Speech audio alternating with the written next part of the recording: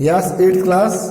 अब वो उसकी बूंद है, वो किस प्रकार से वो उसकी बूंदें अतः ठोस रूप में जो बर्फ के रूप में है, वो किस प्रकार से समुद्र के अंदर जा चुकी है और अंदर जाके क्या दे। वो कहती है एक दिन मेरे में आया कि मैं समुद्र के ऊपर तो बहुत घूम चुकी हूँ, भीतर चल कर देखना चाहिए कि क्या है समुद्र के भीतर क्या है, देखने के लिए जाती है। इस कार्य के लिए मैंने गहरे में जाना प्रारंभ कर दिया। मार्ग में मैंने विचित्र विचित्र जीव देखे। मैंने अत्यंत धीरे रेंगने वाले घोंगे और जालीदार मछलियां भी देखी। अर्थात क्या क्या देखा उसने, मछलियां देखी, और मछलियां भी इतनी देखी मनुष्य कई गुना लंबी देखी। उनके कितने 8 हाथों में से अपने शिकार को किस प्रकार से जड़ती है, पकड़ लेती है। मैं और गहराई की खोज में किनारों पर दूर तक गई तो मैंने एक ऐसी वस्तु देखी कि मैं चौंक पड़ी।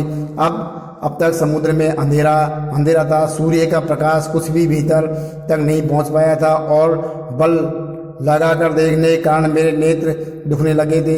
मैं सोच रही थी कि यहाँ पर जीवों को कैसे दिखाई पड़ता होगा कि सामने ऐसा जीव दिखाई पड़ा मानो कोई लालटेन लिए घूम रहा हो।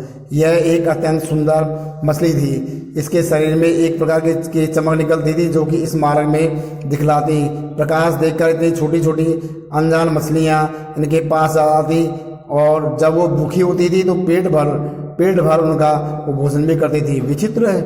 जब मैं और समुद्र के नीचे गहराई तक पहुंची तो देखा कि वहाँ भी जंगल है। छोटे ठिंगने मोटे पत्ते वाले पेड़ बहुत याद में उगे हुए हैं। वहाँ पर पहाड़ियाँ भी है, घाटियाँ भी हैं। पहाड़ियों को गुफाओं में नाना प्रकार के जीव रहते हैं जो निपट अंधे तथा महाआलसी होते हैं। यह सब देख और मुझे देखने में कई वर्ष लगे। जी में आया कि ऊपर लौट चलूं, परंतु प्रयत्न करने पर जान पड़ता था कि यह असंभव है। मेरे ऊपर पानी की कोई 3 मील मोटी तय थी। भूमि में घुसकर जान बचाने की चेष्टा करने लगी। यह मेरे लिए कोई नई बात नहीं थी। करोड़ों जलकण इसी भांति अपनी जान बचाते हैं और समुद्र के जल के नीचे वो धंसता जाता है। मैं अपने दूसरे भाइयों के पीछे चट्टान में घुस गई और कई वर्षों में कई मील मोटी चट्टान में घुसकर हम पृथ्वी के भीतर एक खोखले स्थान में निकले और एक स्थान पर इकट्ठा होकर हम लोगों ने सोचा कि क्या करना चाहिए। कुछ भी सम्मति में वह वहीं पड़ा रहना ठीक है, परंतु हमें कुछ उत्साही युवा भी थे। वे एक स्वर में बोले, हम खोज करेंगे पृथ्वी के हृदय में घूम कर देखेंगे कि उनके भीतर पृथ्वी के अंदर क्या है। अब हम शोर मचाते हुए आगे बढ़े तो एक ऐसे स्थान पर पहुंच गए जहाँ पर ठोस वस्तु का नाम भी तक नहीं था। बड़ी बड़ी चट्टानों लाल पीली पड़ी है और नाना प्रकार की धातुएं इधर उधर बहने के लिए उतावली हो रही है। उसी स्थान के आसपास दुर्घटना होते बची। हम लोग अपनी इसी खोज में बड़े प्रसन्न थे कि अंधाधुंध बिना मानव देखे बढ़े जाते थे। इससे अचानक एक ऐसी जगह हम जा पहुँचे जहाँ तापक्रम बहुत ऊंचा था। यह हमारे लिए असहनीय था, परंतु हमारे अगवा कांपे और देखते देखते शरीर ओजन और इंद्रजन में विभाजित हो गया। इस दुर्घटना से मेरे कान खड़े हो गए। मैं अपने और बुद्धिमान साथियों के साथ एक और निकल भागी। हम लोग अब एक ऐसे स्थान पर पहुंचे जहां पृथ्वी का गर्भ रहकर और हिल रहा था। एक बड़े जोर का धक्का हुआ। हम बड़े तेजी से बाहर फेंक दिए गए। हम ऊंचे आकाश में उड़ चले। इस दुर्घटना से हम चौंक पड़े और पीछे देखने से ज्ञात हुआ कि पृथ्वी फट गई है और इसमें धुआं रेत पिघली धातुएं तथा लपटें निकल रही है। यह दृश्य बड़ा ही शानदार था। इसे देखने की हमें बार बार इच्छा हो रही थी। मैं समझ गया कि तुम ज्वालामुखी की बात कर रही हो। हाँ, तुम इसे ज्वालामुखी कहते हैं।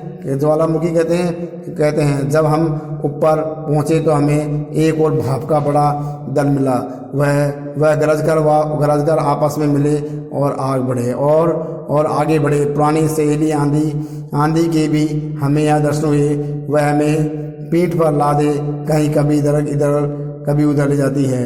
वह दिन बड़े आनंद के थे। हम आकाश में स्वच्छंद किलोरे करते हुए फिरते थे। बहुत से भाप जलकणों के मिलने के कारण हम भारी उछले और नीचे झुक गए और एक दिन बूंद बनकर हम फिर नीचे कूद पड़े।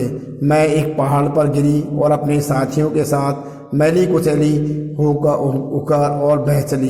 पहाड़ों में से एक पत्थर से दूसरे पत्थर से कूदते और किलकरी मारने में जो आनंद आया भूला नहीं जा सकता। हम एक बार बड़ी ऊंचे शिखर पर से कूदे और नीचे एक चट्टान पर गिरे।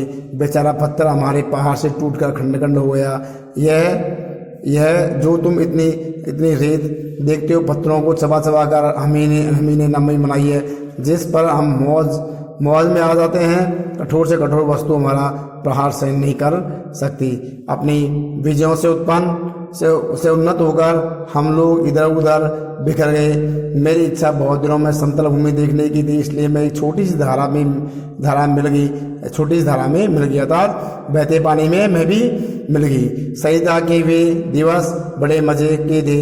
हम कभी भूमि को काटते, कभी पेड़ों को खोखला कर उन्हें गिरा देते। बहते बहते मैं एक दिन एक नगर के पास जा पहुंची। मैंने देखा कि नदी के तट पर एक ऊंची मीनार है। मीनार में से कुछ काली काली और हवा निकल रही है। मैं उत्सुकता से उसे देखने को क्या बढ़ी कि अपने हाथों दुर्भाग्य को ही न्योता दे दिया। जो ही उनके पास पहुंची, अपने साथियों के साथ एक मोटे नल में खिसली गई। कई दिनों तक मैं नल घूमती फिरी। मैं क्षण उसमें निकल भागने की चेष्टा में लग रही थी। भाग मेरे साथ था।